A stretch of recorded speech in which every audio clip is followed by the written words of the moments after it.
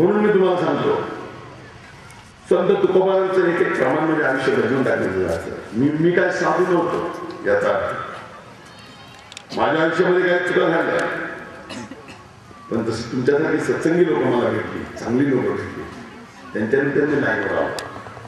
तुकोबारांचं म्हणणंच असं आहे की चांगली लोक भेटली, संत लोक भेटली की चांगलं घडतं.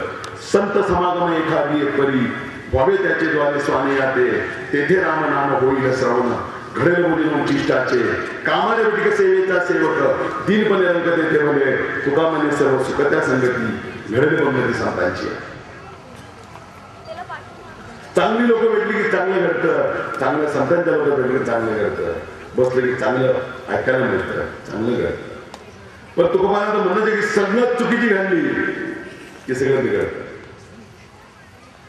तुम्ही सांगा, दोन दारुडे भेटले तर मारला जातात, दोन गुंड भेटले तर मारमाऱ्या करतात, दोन पत्ते खाणारे भेटले तर ठेवला जातात, दोन नाचगाणीवाले भेटले तर थिएटरला जातात.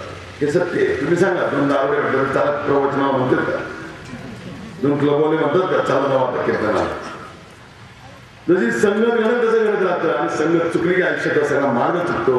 तुकोबारा म्हणतात, ढेकणाच्या संगे हिरा जो मंगला, कुसंगे नाडला त्याचा साधू, ओढाळाच्या संगे सात्विक नासली, क्षणे केनाली समागमे, दाताच्या संगती सोने मिळाले, मोळचे तुटले लक्ष कोडी, विषाने पक्वाने गोड करून झाली, कुसंगाने केली दैसी परी, भावी तुका म्हणे सत्संग हा वारा, कुसंग हा फेरा